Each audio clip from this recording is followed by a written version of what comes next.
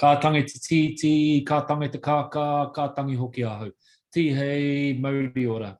I riri kaua tu takareo mihi ki te runga te matoa o te whenua o tēnei rohi ko te tauihu o te waka Māui. Me mihi ki a koutou ngā kaipūpuri mana whenua, koutou anō hoki ko ngā taonga whenua, taonga moana o te tauihu. Ka huri takuaro ki a koutou e whakarauhia nei o koutou ake pūkenga, o koutou mātauronga, me o koutou kaha ki te kaupapa nei ka mihi. Nau mai rā ki tēnei wānanga kōrero he whakapuake te āhuatanga o ngā tui ki whakatū. E tika ana ki a mihi, ake ki te ihi, te tapu me te wana o te kaupapa. I ai ki ngā kupu kōrero, a kui, koroma, he toi whakairo, he mana tangata. I nā hoki te mea ki a whakanikoniko ngā mahi toi i ngā tua kiretanga o te hāpori. Hei anō tēnā koutou, tēnā koutou, tēnā koutou katoa. Tēnei te ara kei runga, ko te ara o tēnei tūpuna, ko te ara o tēnei āriki, ko te ara o tēnei matua a iwi, ko te ara o rangi nui e tū wake nei, o papatua anuku e takoto nei. Kia rārau iho rā ngā tapu wai o tānei, tēnei te pō, nau mai te ao. Kia ora everyone, and good evening, and thanks for joining us on our Waihanga Whakatū virtual Wānanga this evening. I think this is about the third or fourth session that we've had now, and tonight I'm particularly excited about the conversation we're going to be having. So if you're joining us live in the Facebook group, then please feel free to fire any questions or comments through that you want us to canvass as part of this conversation. We'll be monitoring those. But that opening was, if you're not familiar with it yet, is the mihi that was gifted to us as part of the development phase Waihanga Whakatū that we're going through at the moment to help create a new arts and creativity strategy for Whakatū Nelson. You know, just to sort of loosely translate it for you at a really high level, it was just acknowledging the taonga of this region, te tauihu o te waka Māui, the natural assets, the taonga whenua, the taonga moana, the waterways of te tauihu, to acknowledge all of you here at this time for your knowledge, your passion for the kaupapa that we're talking about tonight, arts and creativity, to welcome you to this conversation about the future of arts and creativity here in Nelson. And then there was a whakatauki, which some of you may be familiar with, he toi whakairo, he mana tangata. And this really refers to art and people, and how the making of art relates to and enriches the well-being of all of us as humans. And the sort of best direct translation is, where there is artistic excellence, there is human dignity. So that's the whakatauki that we wanted to start with tonight, and the karakia as well. I'm going to hand over to Ali Boswijk, who's going to lead the conversation this evening, and I'll drop into the Facebook group to help monitor your comments. Thanks, Ali. Kia ora, thanks, Johnny. That was very lovely as always, very eloquent. I'm really excited tonight to be able to welcome Anna Calver to our virtual Wānanga.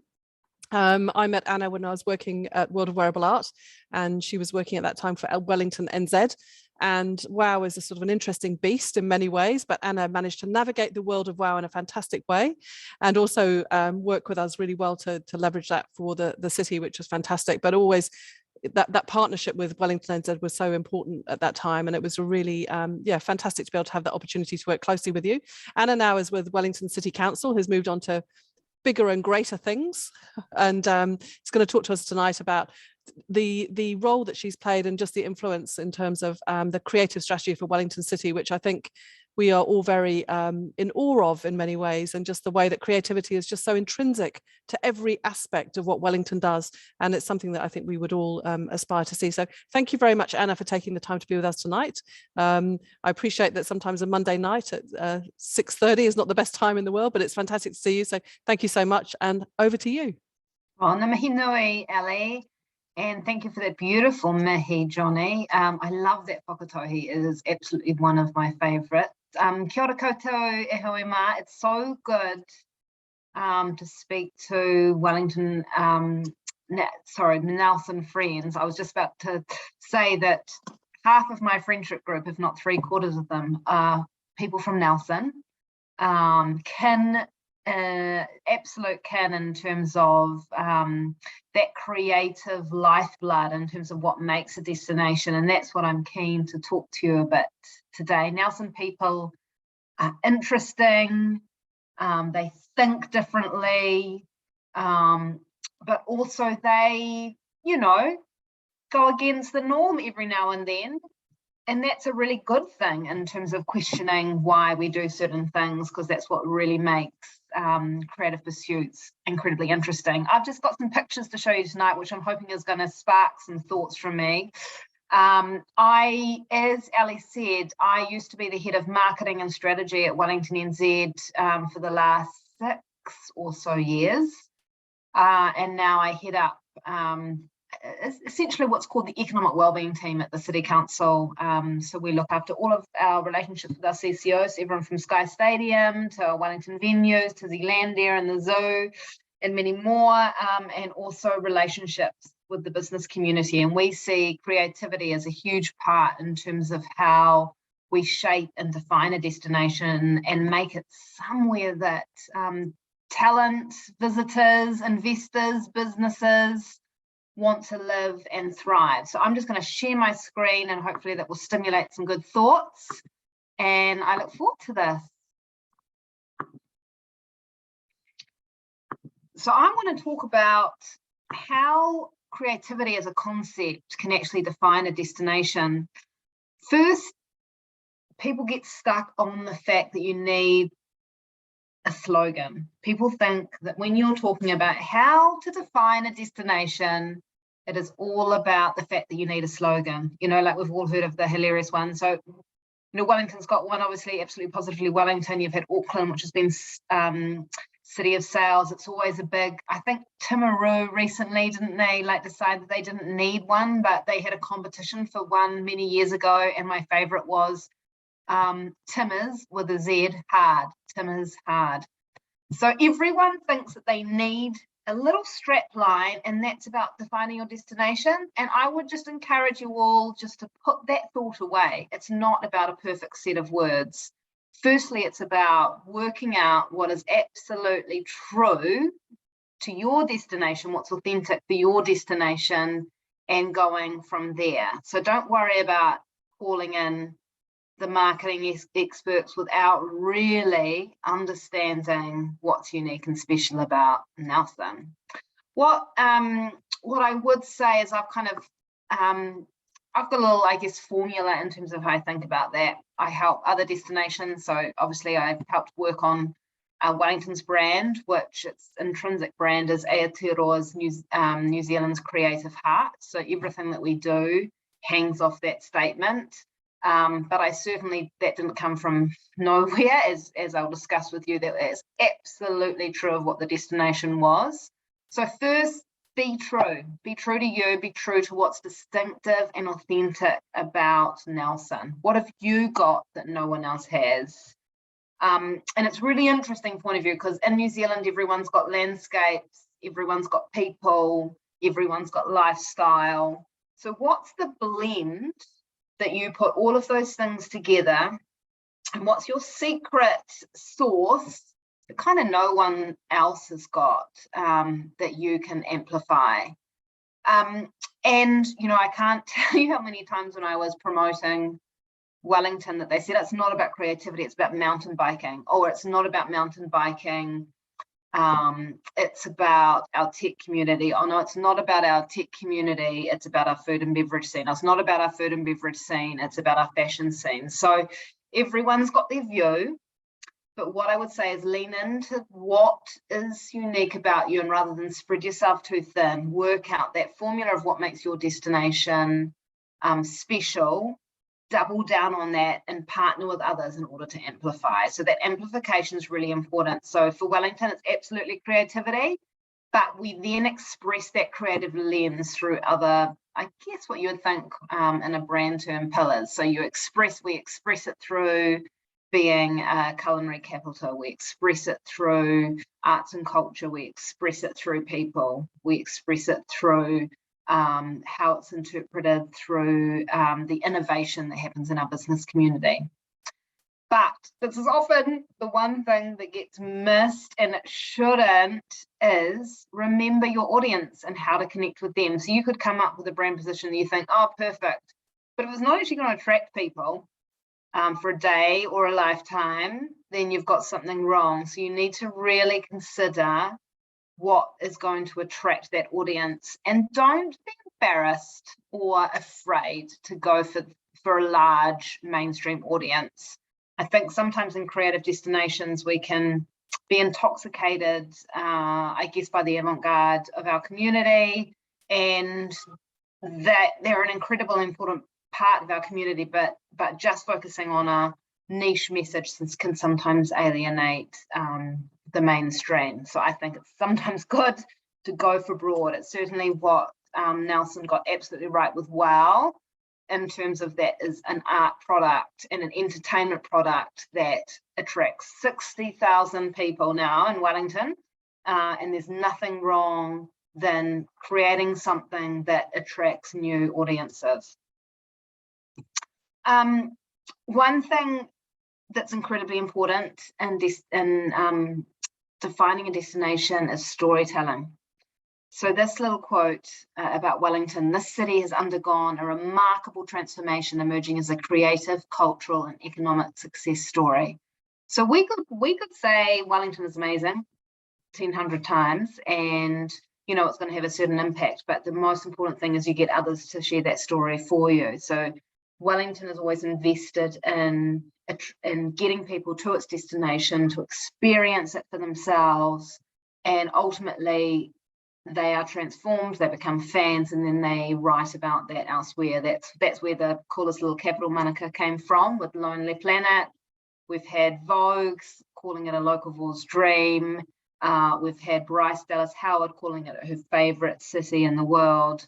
So if you attract people to experience it, you'll create fans, and they will then go and carry your message for you. So storytelling is an incredibly important part of how you build a destination. And Nelson obviously is an incredibly beautiful destination to enjoy. So why wouldn't you try and get as many people to experience it as possible?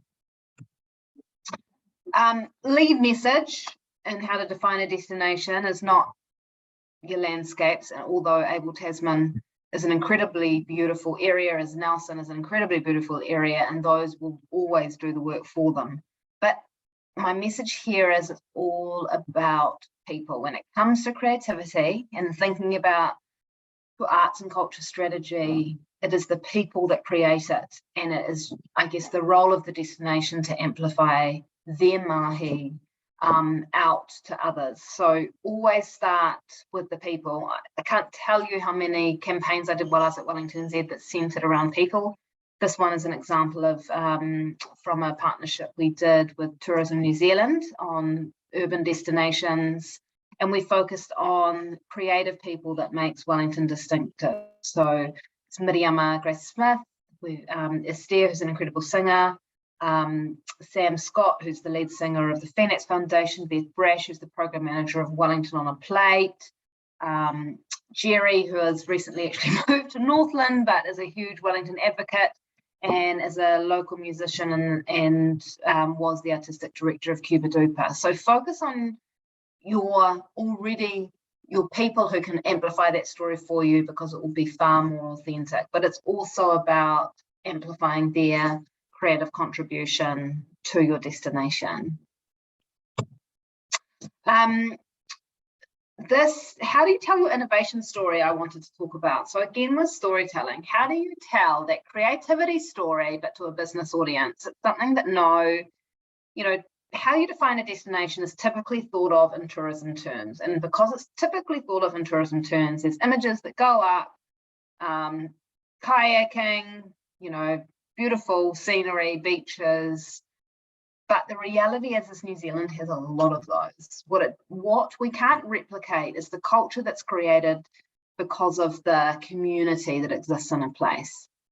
So while trying to work out how do we express that story, we created a podcast called Imagine This, which is about amplifying those stories of innovators, of change makers, of mavericks, and create people like the typicals, like Garage Project, but also probably the unexpecteds like Riders and Elephants, who create this incredible tool called the Emotional Culture Deck to help stimulate conversations in workplaces around, I guess, emotional intelligence and how you react in a workplace. So how do you create those conversations, and this has been incredibly successful, because it's not just a classic business story that you read in the newspaper that actually has a small audience. This is about engaging through those stories and using those people as the hook. And in every podcast, there is just a very subtle message about why Wellington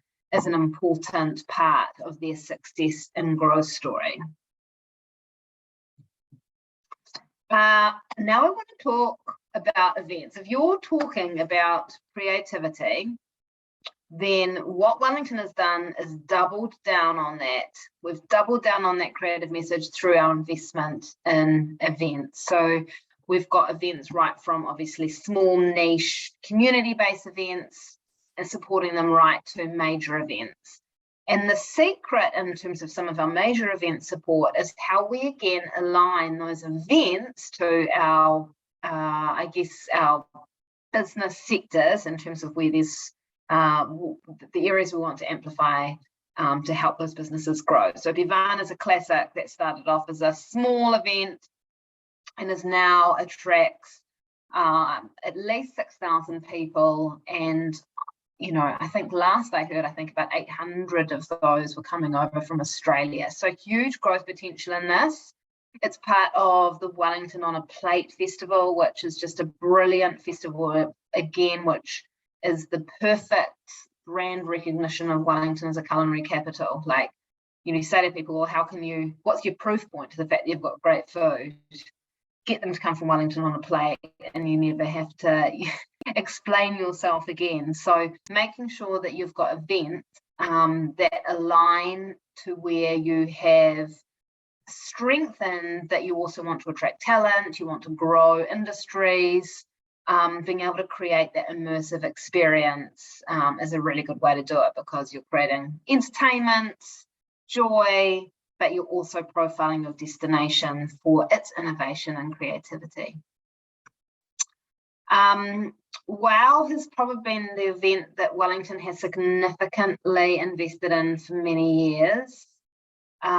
It's quite ballsy that a country like New Zealand puts on a production of this size and scale. I mean, a 3-week season, 60,000 tickets, 40,000 of those are from out of region. It contributes about $30 million to the economy each year. As an event, if I had to say what makes Wellington creative, you could just put this as a proof point, as an example. It came from Nelson, and it's, you know, and it always has been very conscious of honouring its roots, and obviously head office is still there. So it's got that tie. And probably what I would say about that, sometimes that collaboration between destinations is positive, particularly in a country the size of New Zealand. We're small, we shouldn't be competitive, we should be collaborative. I've just used this example. This was a woven in tent, which is made of tents discarded at Glastonbury and other musical festivals by an amazing costume designer, that was then picked up by a residency by B. Ekelund, who's was a judge that year and has a special award that goes out to WOW. And there is Lizzo in Rolling Stone wearing that creation, mentioning WOW. So in terms of the opportunities, and Ali will know this, she used to be the commercial director of WOW, how you can leverage an event for your global reputation is also incredibly important. Now this, I have to say, for WOW, it's not, you know, you have to be truly invested. The city has truly invested in WOW. We run a big activation program. There are internships. There's a whole program that runs around this event. So it just shows that you can't think of events as, I guess, a one-hit wonder. You need to be ready to invest in them for the long term, because this has only grown and grown in terms of its success. A little bit about creativity and COVID, and how being a creative destination has always allowed Wellington to take risks, to do things differently. We have a whole thing that we zig when others zag, and it gives us the license to allow ourselves to try new things. It means that the risk appetite of our civic leaders is arguably pretty good. because we embrace this notion of being a creative city. And you can only be a creative city if you can take risks and be willing to try things that you don't even know will necessarily work. When you can imagine, take yourself back to 2020 and the lockdown and how much uncertainty there was in the arts and culture sector, the tourism hospitality sectors were incredibly hard hit. We weren't sure about what the future of events will look like. And we backed on this exhibition, this immersive exhibition around Van Gogh called Digital Night, Van Gogh Alive, and created an outdoor art exhibition, an outdoor art gallery using huge big shipping containers that allowed us, and we did actually go down into, at those stages, level 2, which meant that for much of the season we had to limit the numbers to 100 in that space. But it was the only show in town. It was one of the only events that were happening in New Zealand at that time of that scale. It sold 40,000 tickets, which was incredible considering we were in level 2 for much of that time. And it gave the event owners so much confidence that in the end it ended up being contracted to Live Nation and being rolled around as an indoor event in New Zealand. So it was risky, but actually it definitely helped drive cultural, that need for connection that we all had, even though it was socially distanced, but also economic well-being for all the hospitality businesses that were desperate for some custom. This is another beautiful example at the moment, the Aotearoa New Zealand Festival of the Arts, which is one of our huge big festivals. Unfortunately, had the most amazing homegrown New Zealand program ready to go with so much Māori art and theatre performance, and was really going to be a sublime showcase of New Zealand art. Then obviously the red light setting happened. It wasn't able to go ahead, aside from their visual arts program, which included Kura Moana from Lisa Reihana. She actually exhibited at the Venice Biennale her incredible digital artwork due to Venus, which also ran tangentially to this at Te Papa at the same time. This is Te Wheke, which, if you know the story of Kupe and how he discovered New Zealand, he followed this octopus into New Zealand, and that's how he discovered New Zealand, the kind of a great battle of this wheke across the harbour, across the Pacific and into New Zealand. And here it stands, this beautiful, joyful, blow-up octopus that floated in Te Whāraipu Lagoon, which is on the Wellington waterfront for the duration of the festival, along with some other beautiful artwork. So tell you what, creativity, when you need it to fill your soul, you can't overestimate it. This did a wonderful job when all events were cancelled and restrictions were on us, and we were still able to wander around the waterfront and see some inspiring but also quirky and joyful art. Another COVID creativity response, we had a whole massive response to that in terms of our Love Local program that we launched, before lockdown even was announced in 2020, that became really a smash hit in terms of the sales it simulated for local businesses. It was very successful, but we had this problem, right? The city is a construction zone at the moment, Wellington. There's a huge amount of infrastructure taking place, about 30 years of investment happening in a decade. And also we had empty shops start to appear as the financial impact of COVID was felt. So we thought, well, how do we make the city still feel like a vibrant place to come and visit? And we commissioned this great artist collective called the Dream Girls Collective, made of 3 artists, Zoe Hall, Mariama Grace Smith, and Jenna Keel, who work collaboratively on beautiful murals. And they created these icons for Wellington, an ode to Wellington, that basically got placed on hoardings and empty shops in order to make the city more vibrant, and also became a bit of an Instagram hit, which is also what I want to talk to you in terms of how do you amplify creativity in a way for today's age when we've all got tiny budgets. So basically, Wellington would have a budget, I don't know, Ali will tell me this soon, but probably 10 times the size of Nelson. So we can't pay to reach audiences. You just can't do it. Even Tourism New Zealand can't really do it in a global context. So you've got to be incredibly clever on how you build your destination brand and get it out there. And if you center your destination brand around arts, around creativity, around the innovative nature of your people, then that's a really good starting point. But again, think about what's going to connect with that audience. My very first point in the beginning, think what's going to connect with that audience, and don't worry to be popular. So we've created recently this Instagram sign. It's not, sometimes the creator of it will say, no, but it's art. And I'm like, well, yeah, it's art, but it's an Instagram. It's a sign for Instagram, this Wellington sign, but we want to put our own spin on it. So as you can see, you become the eye in Wellington. So you actually get the sense that you belong in Wellington, which is us spreading our message of inclusivity and diversity. But you can also reskin this. So you can imagine it covered in graffiti. You can imagine covered it for Conservation Week, being covered in plants that attract birds.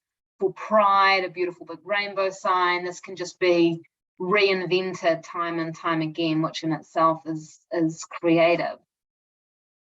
Ali said right at the beginning, this is my last point, promise. Ali said right at the beginning that partnership is so crucial, and I can't express this enough. Like, we're all small in the global scheme of things, all competing in order to support businesses and our communities, and you have to all believe in what you're selling. You've got to try and amplify what you've, I guess, in a relatively consistent way, and the best way to do that is partner up with others who have got that potential. So Wellington Airport is a strategic partner of Wellington. This is a cool new bike that I've got my eyes on, called an FT in Motion, which is an electric moped, as you can see, kind of fashioned after the world's fastest Indian moped, and that is designed by Johny O'Donnell, but more importantly, it is sitting there pride in place in the Wellington Airport. Behind that, you can see surrealist art. You can see their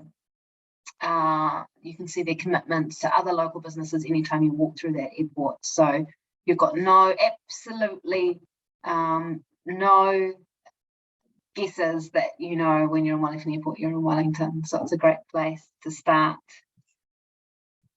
Well, I think that's probably enough from me. That's a bit of a talk fest. And I think you said 15, 20 minutes, Ali, and I've gone a bit over.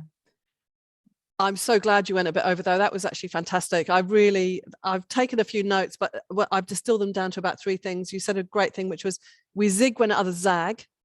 Love that. I haven't actually heard that before. I love it. And also, don't worry to be popular. I thought that was actually really an important thing to say, because one of the things I think that as we go through this whole process and we're developing this strategy is we want people to get behind it, obviously, and to see it as the great thing that we know it will be. But I'm just wondering, how do you deal with detractors? Do you bother to deal with them, or how do you actually have that conversation with them if people are really opposed to things that you do? Well, there always are. There always are, and I'm not sure what it's like in Wellington, in Nelson, but in Wellington we have a highly educated population of people with time on their hands, so it's perfect attracting kind of audience. I just think you've got to listen to their perspective, provide your perspective, but ultimately, if you believe in it, then you have to sometimes sidestep people in order to go forward. So I think if you know that you've got broad support, and if you really know that you're on the right path, sometimes you need to listen, you need to hear, you need to respond, but then you've got to kind of like sidestep in order to get on the right path again, because if you spend all of your time dealing with those detractors, then sometimes you end up getting nowhere. You kind of get lost in consultation and lost trying to keep everybody happy, but ultimately making nothing happen. Yeah, and that, I guess that's our feeling. It's actually quite nice to hear. I think we do sort of end up in this sort of situation of second guessing as well, sometimes what people are going to think before we actually have even asked them the question. Yeah, and I think also make sure you paint the vision and not just say this is, like give people an idea of what is at the end of the tunnel. What could that look like? What does that bold vision look like? Not just, I guess, as a strategic context, but actually some concrete examples. So sometimes it's good to show examples from elsewhere of what you're trying to achieve. Yeah. And just before I get into a couple of questions that have come through, I guess in the context of that as well, regarding you said about needing to take risks and the civic leadership needing to take risks. Do you find that within the council environment, that's something that you have to, do you have to constantly paint that picture, or is it understood? Is it sort of intrinsic to what the council is doing? I think Wellington's pretty good at taking risks. If you look at it, it's a very ambitious infrastructure program that they're looking out for. I think in Wellington it's understood, but in saying that, there's the weighing up of priorities. So I think if you talk to any of our elected members, they're keen to see new ideas, they're keen to see new thinking, but sometimes those can be at odds with what the priorities are. So I think you need to work out, you need to be honest with yourself with the creativity, arts and culture strategy is what is it doing to support broader social, cultural, economic and environmental wellbeing outcomes. It has to align to those 4 priorities. It can't just be tangential from the mind of someone brilliant if it's not delivering to broader outcomes, if that project wants council support. Sure. I could jump in with a question there, Ali, as well, because I was just thinking that relates to the question that I'd written down, which was you, in your presentation and all conversations we've had, you canvass all of those things so effortlessly, or you make it sound so effortless. So, you talked about in your presentation there, events, destination branding, placemaking, civic leadership, arts and creativity, economic well-being, supporting local, all of those things in the context of creativity as a force for the city. Has it always been that way for Wellington? And if not, what was the catalyst to sort of usher in where it's at now?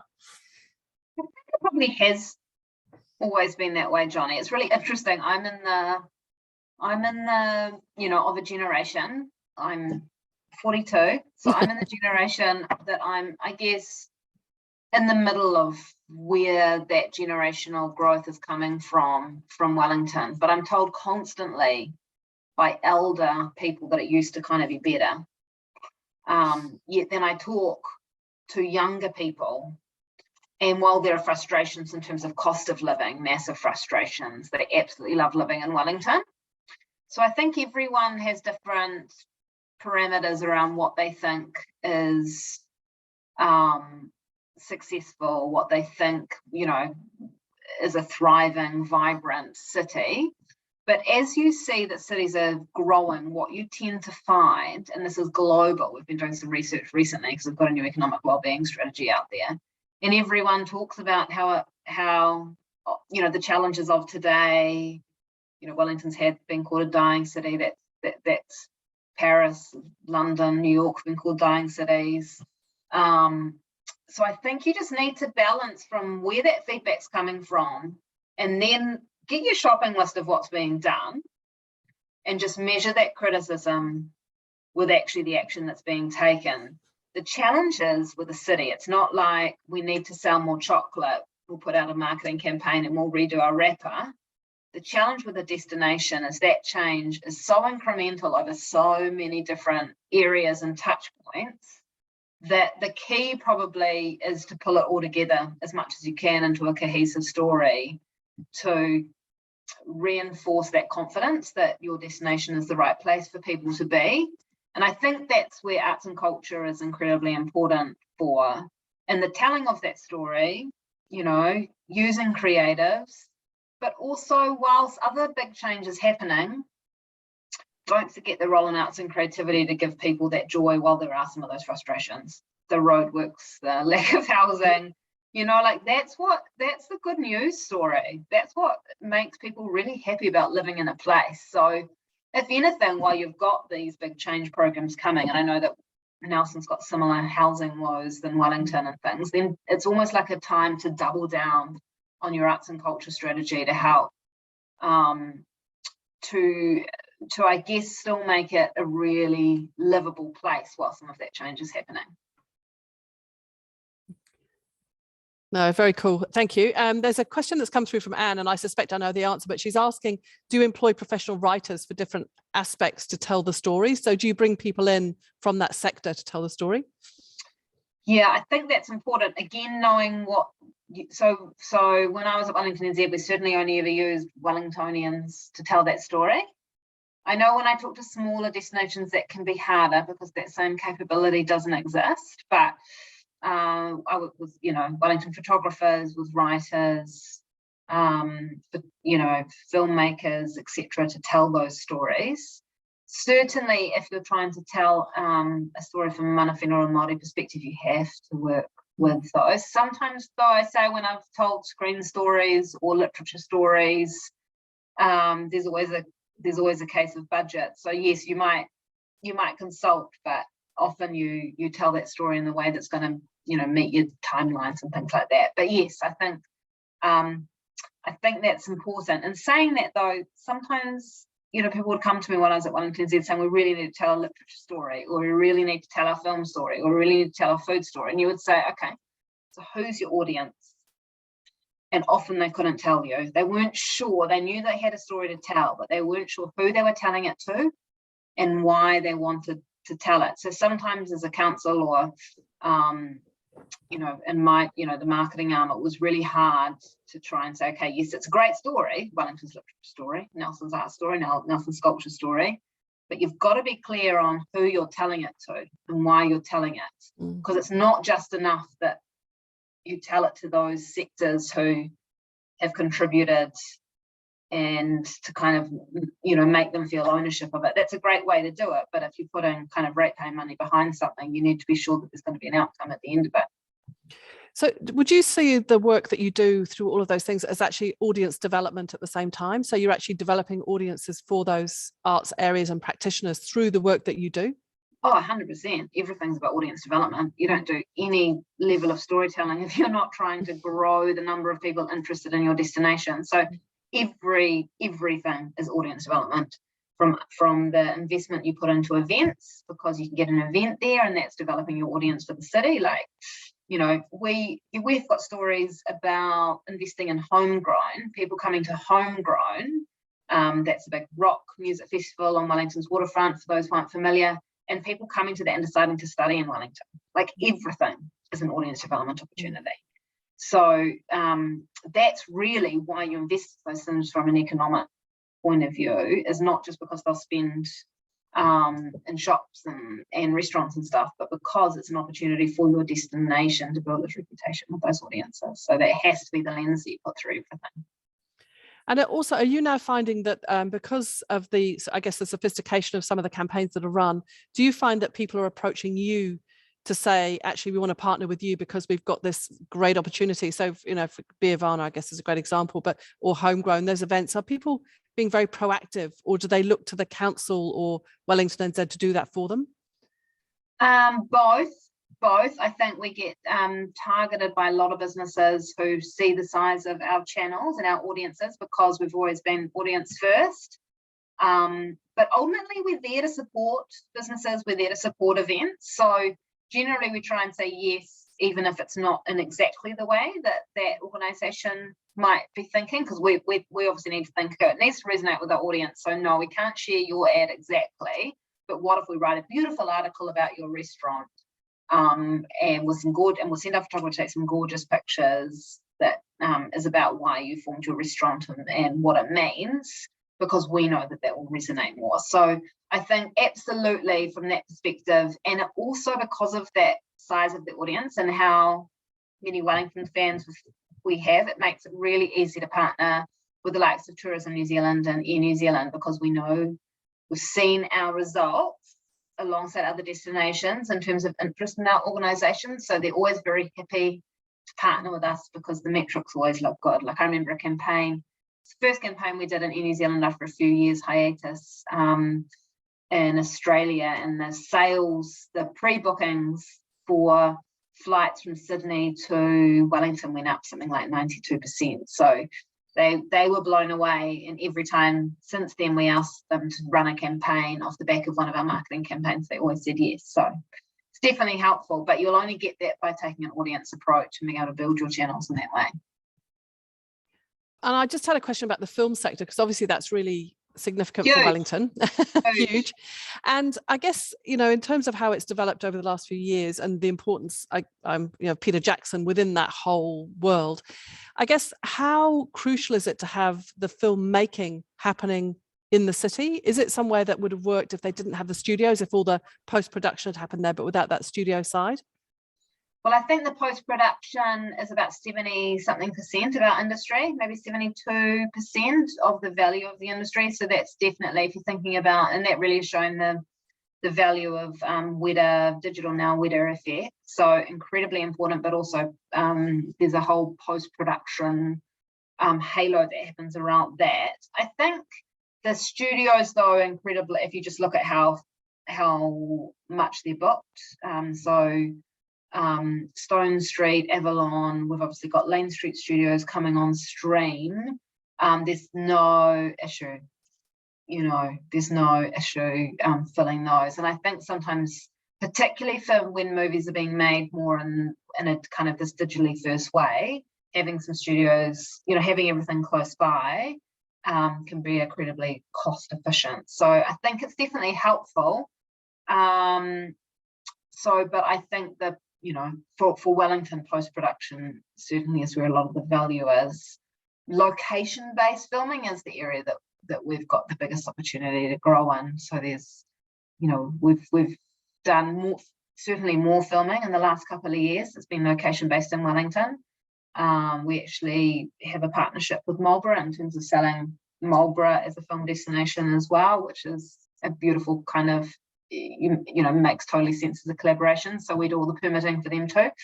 But yeah, I think it's incredibly, the post-production side is definitely kind of number one, and you would never want to lose that because of the changes in entertainment and trends in gaming and immersive entertainment in terms of the future of entertainment versus just pure studio and location based. But those have certainly been incredibly helpful. And I guess my last question before, I think there might be a couple more coming through. I haven't actually looked at the Facebook feed, so I'm not entirely sure. But in terms of one of the things I guess we're also trying to identify is that supply chain that sits around the creative sector, because obviously that's something that we can see is really important to be able to have a visibility on. Have you done any work on that and really sort of establishing all of those businesses that rely on the creative sector for their own business as well? Yeah, well, Wellington, I think it has the largest amount of people employed in creative industries in the country. And I think that's probably because of the film sector and a lot of the creative administration that gets done, as well as just artists. But I do think that, I think it's both ways, Ali. I think that people feed off the creative sector, and the creative sector in terms of particularly in this country and particularly in this city in terms of advertising and you know, makeup artists and photographers and whatever absolutely contribute to the commercial sector, but also I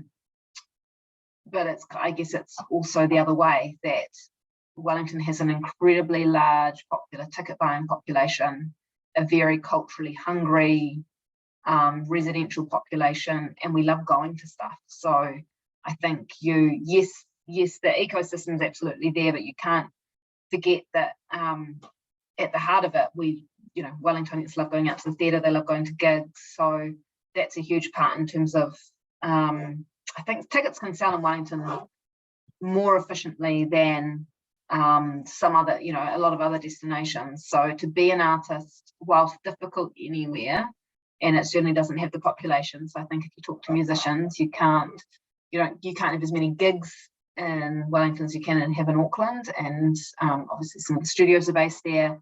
But certainly I think it is an easier place to be creative than elsewhere, which is why we, you know, attract so many creative people. And that will just continue, won't it? Yeah. We just need to bring those house prices down as any artist. Let us know how you do that. Yeah. We've been talking about that actually in the conversations we've been having about we're looking at our art strategy and thinking, Nelson's got a sort of nostalgic feel to it when it comes to the arts and creativity. There's a general sense that we haven't remained competitive or been really purposeful and deliberate about arts and creativity for at least the last decade. But Nelson does have a really strong, proud history in the arts. I'm really interested because I think, we've had some great conversations with Christchurch as well. And I think, we're very, we look to Wellington in a real aspirational sense in the way you've defined a place there and linked all of those things as something that's coming through really strongly. I'm interested in your perspective on Nelson. You mentioned at the beginning that people here. I love that your family were making cameo appearances, by the way. I know, sorry. Elko's in the back, and it's the second time your daughter's been in it. We're keeping it real, Johnny. We're keeping it real. Yeah, I'm in my daughter's bedroom. She was crawling on the ground to try and keep out from you. Also a very creative person. But I'm just interested because I guess we're exploring, Wellington's being very purposeful about the image you're portraying, and I'm sure that some of that's aspirational, but also then the action and behavior change follows from that as well. And I wonder what your organic or image of Nelson is right now, because I don't think we've been as deliberate about that. And how do you view it as a destination? What opportunities do you see as an outsider? Yeah, well, I haven't. I spent some time in Golden Bay, and I've spent some time at Nelson at on an annual basis, but haven't travelled. I don't know this. I don't know it well. So I guess all I can talk about is my perception, which is quite an interesting thing, because that's what you're trying. That's what you're trying to change. I think I know one. Of course, I know that it's got great people, because I know lots of Nelson people, and they are funny and quirky and really interesting, often musical and creative type people. So I've got lots of friends from the area. And so in terms of people, absolutely, that's why I start from where, you want to kind of hang out with someone from Nelson. You want to go to the pub with them and enjoy a meal with them and some stories and just kind of cruise, it's, I think there's something there that Nelson people will show you a really good time, not just because they love their place and they're welcoming and stuff, but actually because they themselves are interesting and really good for a yarn. Obviously, I know it's creative. I probably have the sense of more of that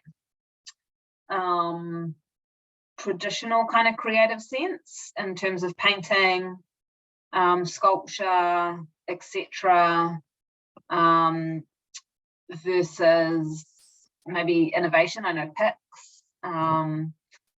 obviously in the tallies, but probably in terms of your business story and its linked to creativity, I think can absolutely be amplified. Certainly know it's beautiful in terms of a place where you have a great lifestyle, beaches, etc. Where I think there is an opportunity is somewhere between that intersection between creativity, lifestyle, people, and kind of attitude.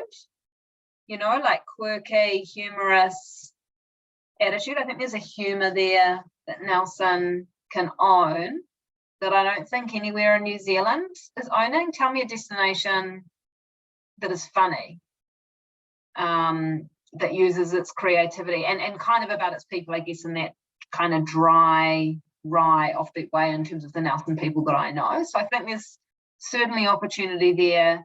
And I think there is definitely, I've got that sense that like other places, like in Wellington, lots of people are commuting from Whanganui at the moment, like there are places that are on the rise, and you get that sense from Nelson. So how can it capitalize on its destination brand? And probably, do you need lots of resonance, or do you need people investing in your existing businesses, working out what your audience strategy is? Where do you see the growth for, and therefore what are the messages that are going to most appeal to them?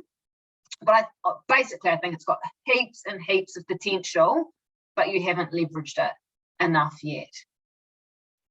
I love that you said that. You've touched on two things. I don't know how you did it actually, but one was you mentioned kayaking earlier, which I found hilarious because Ellie and I always talk about the induced image of kayaking in Nelson. and how we've got to stop putting kayaking on posters everywhere. But the second is mentioning about attitude, because in some of the discussions in Wānanga we've been having around the art strategy, Ali emerged from one of them recently, gave me a call afterwards and said, I think we need to develop a strategy with attitude. I think that's it. So there you go. Yeah, we'll be bold, because Nelson's creative people will take it from you, right? Yeah, be absolutely. quirky, be challenging, be provocative, get people thinking. You know, you've got to remember that you've got, like my friend grew up in a commune outside of Nelson, you know, like there's the sense of questioning the establishment that is part of Nelson's DNA that you shouldn't disagree with. But it was also a popular place for Indigenous Māori, you know, Māori to land too, in terms of waka and that sense of discovery. And so I think you've got, yeah, there's so much to explore. And we can't wait to do it. Yeah, good luck. It's really exciting. You've made me very enthusiastic now. It's fantastic. Yeah. Thank you so much for your time tonight, Anna. That's just been absolutely brilliant. And please thank your daughter for letting us take over her bedroom in order to do this. Quite right. Quite okay. She's got a bit of internet in my room. Yeah, that happens. But yeah, thank you so much. It's been really, really enlightening in so many ways, and kind of interesting actually that you live in the city of, I guess, bureaucracy and establishment, and here you are doubling down on creativity, and we're in this place where, yeah, as you say, there were communes and people being anti-establishment. We need to reclaim some of that. Yes, I think that's the important thing. Yeah, yeah. Be absolutely. alternative. Be alternative. Yeah. That's my word for you. Be alternative. Nice. Alternative but brilliant. Yeah. Yeah. Yeah. Thank you so much. No problem. Matiwa. And I'll close us off with the karakia to finish off the session. So he mihi ane ki a koe ina mo tō manaaki me mā tauranga. Thank you for your generosity, for your insights and the knowledge that you've shared with us. Really, really appreciate it. Awesome korero. I'm feeling inspired. So that's a good sign. We're getting some really positive feedback coming through as well. So really, really appreciate everything you've shared with us and for giving up your time. So me inoi tātou. A kia tau ngā manaakitanga te me ngaro, ki runga ki tēnā o tātou, kia māhia te hua mākihikihi, kia toi te kupu, toi te mana, toi te aroha, toi te reo Māori, kia tūturu, kia whakamaua, kia tīna, hui e tāi ki e. O Māori e tātou. Thanks everyone. Kia ora, thank you.